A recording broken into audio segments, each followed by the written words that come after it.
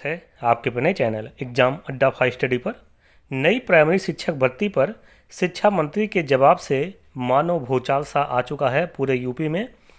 जो बीएड और डीएलएड कर चुके हैं, जो टेट सीटेट क्वालिफाई कर चुके हैं, 69,6800 मामले पर नियुक्ति देने पर भी ग्रहण लग चुका है माननीय शिक्षा मंत्री जी के इस जवाब के कारण। सीटेट 2022 का नोटिफिकेशन बनकर तैयार हो चुका है। यूपी टीजीटी पीजीटी में पदों की संख्या में भारी बढ़ोतरी देखने को मिलेंगे इस बार। पूरी जानकारी इस वीडियो के माध्यम से आप सभी को मिलने जा रही है। उससे पहले अभी तक आप लोगों ने अपना चैनल एग्जाम अड्डा 5 स्टडी सब्सक्राइब नहीं किया है तो आप लोग सब्सक्राइब कर लीजिए, आइकन बेल प्रेस कर लीजिए, ऑल वाला नोटिफिकेशन ऑन कर लीजिए इसी प्रकार की रियल और ऑथेंटिक जानकारी के लिए।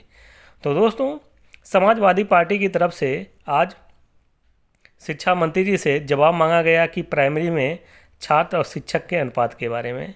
तो संदीप सिंह जी ने जवाब क्या दिया है आप सभी को जानना ज़रूर चाहिए कि किस तरीके से हमको और आपको आंकड़ों के जाल में उलझाया जा रहा है, लेकिन स्थिति उसके विपरीत है। स्थिति विपरीत कैसे है, आप लोग लगातार समाचार पत्र के माध्यम से आप लोग लगातार देख भी रहे होंगे। अगर आपके आसपास में 10-5 प्राइमरी स्कूल हैं तो आप लोग जाकर स्वतः वहाँ पर विजिट कर कर देख सकते हैं कि क्या स्थिति है छात्रों और शिक्षकों का। विधानसभा के प्रथम सत्र 2022 के द्वितीय मंगलवार हेतु निर्धारित डॉक्टर महेश कुमार वर्मा माननीय सदस्य विधान सभा द्वारा पूछे गए आतारांकित प्रश्न संख्या 74 का उत्तर। प्रश्न: क्या बेसिक शिक्षा मंत्री बताने की कृपा करेंगे कि प्रदेश में परिषदीय विद्यालयों में वर्तमान बच्चों तथा नियमित अध्यापकों की संख्या कितनी है? विद्यालय, प्राथमिक विद्यालय बच्चों की संख्या 1,28,60,939 और नियमित अध्यापकों की संख्या 3,32,734 और उच्च प्राथमिक की बात की जाए तो 52,53,772 बच्चे हैं और इसमें शिक्षकों की बात की जाए 1,20,060। क्या सरकार बताएगी कि आरटीई अधिनियम के मानक अनुसार 30 बच्चों पर एक अध्यापक का मानक प्रदेश में पूर्ण है? 30 अप्रैल 2022 के छात्र संख्या परिषदीय प्राथमिक विद्यालयों में 1,28,60,939 तथा शिक्षकों की संख्या 3,32,734। छात्र शिक्षक अनुपात 38 छात्र पर एक शिक्षक। प्राथमिक विद्यालयों में शिक्षा मित्रों की संख्या 1,47,766। दोस्तों, सबसे बड़ा विरोधाभास तो यहीं पर है जब सरकार शिक्षा मित्रों को भी शिक्षक मान रही है कि ये भी शिक्षक के रूप में नियुक्त हैं, तो इनको भी समान कार्य समान वेतन दिया जाना चाहिए अगर सरकार इनको शिक्षक मान रही है तो। क्योंकि इसमें साफ साफ यही मेंशन किया गया कि अगर शिक्षा मित्रों की संख्या 1,67,766 को सम्मिलित करते हुए छात्र शिक्षक अनुपात 26:1 है जो मानक के अनुसार पूर्ण है। यानी मित्रों, किस प्रकार से एक तरफ यही बीजेपी की सरकार शिक्षा मित्र जो समायोजन हो चुके थे उनको निकाल कर बाहर करा दी और फिर आज देखिए कि नई प्राइमरी शिक्षक भर्ती ना देना पड़े, यही जो शिक्षा मित्र हैं इनको शिक्षक मान रही है। कितना बड़ा विरोधाभास ये बीजेपी सरकार कर रही है, युवाओं के साथ में युवाओं को छलने का काम कर रही है। हमको और आपको 5 किलो राशन देकर खुश करना चाहती है और हम और आप उसमें बहुत अच्छे तरीके से खुश हैं। अब बात किया जाए उच्च प्राथमिक विद्यालय की, तो उच्च प्राथमिक विद्यालयों में छात्र शिक्षक अनुपात के बारे में कर लिया जाए तो 52,53,772 तथा अध्यापकों की संख्या जो है 1,20,860।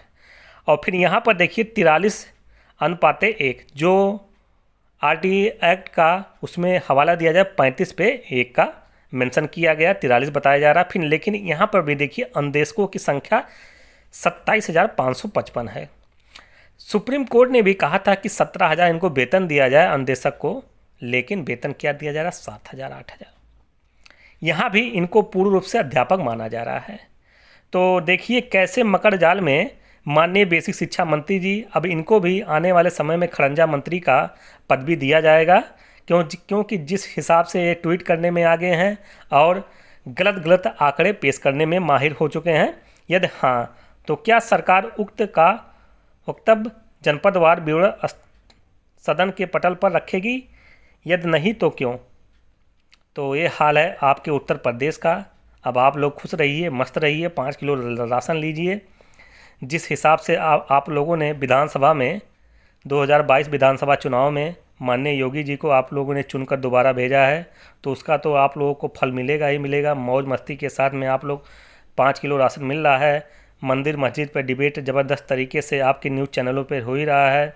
ज्ञान व्यापी, ये व्यापी, वो व्यापी, लेकिन रोज़गार के मुद्दे पर, प्राइमरी शिक्षक भर्ती के मुद्दे पर कहीं भी आप लोगों को डिबेट देखने को नहीं मिलेगा। क्योंकि जब पैसा उसी के लिए न्यूज़ चैनलों को दिया जा रहा कि आप लोग डिबेट हिंदू मुस्लिम पे कीजिए, रोज़गार के मुद्दे पर मत कीजिए, महंगाई के मुद्दे पर मत कीजिए, किसानों के मुद्दे पर मत कीजिए, तो वही डिबेट आखिरकार न्यूज़ चैनल भी करेंगे और आप लोग भी उसी में मस्त हैं।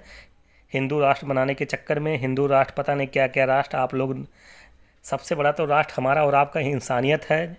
इंसानियत जब तक जिंदा है तब तक आपका उत्तर प्रदेश भी उत्तम राज्य है, भारत भी हमारा अखंड है और अखंड रहेगा।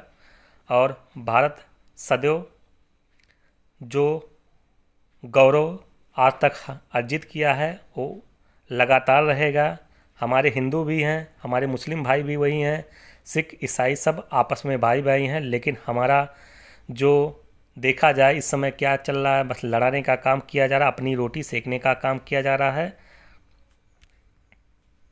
कर लिया जाए 69,000 शिक्षक भर्ती 6800 मामले पर नियुक्ति देने पर ग्रहण क्यों लग चुका है?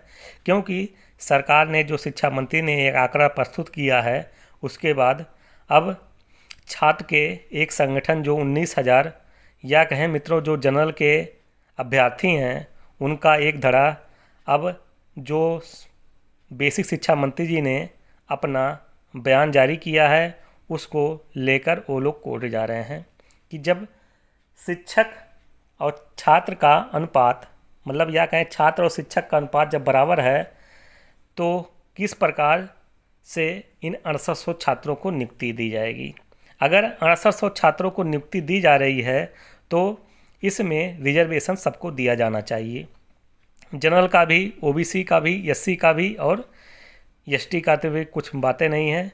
लेकिन हमारा जो मानना है, जब सरकार ने विसंगतियां मानी है कि आरक्षण में विसंगति के कारण, या कहें मित्रों जो सरकार की चाल थी, सरकार की चाल की वजह से 6800 जो हमारे छात्र हैं, 6800 जो हमारे भाई बहन हैं, वो अभी तक दर दर की ठोकर खा रहे हैं। सरकार का जो मंशा था कि 6800 की जो लिस्ट आई है इसमें किस प्रकार से अपने लोगों को घुसेड़ दिया जाए, सरकार उसमें कामयाब हुई। और उसके बाद सरकार आनन फानन में जब चुनाव आया तो 6800 की लिस्ट जारी की, उसके बाद 5 जनवरी को लिस्ट जारी की, उसके बाद नियुक्ति पत्र 6 जनवरी को मिलना चाहिए था, लेकिन सरकार ने जानबूझकर डिले किया कि मामला कोर्ट में जाए और कोर्ट में वहाँ पर गुल्ली डंडे का खेल होता रहे और मामला उलझा रहे। और 12 जुलाई को जो डेट लगी है मित्रों, इसमें भी कुछ भी वायरे न्यारे होने वाले नहीं हैं।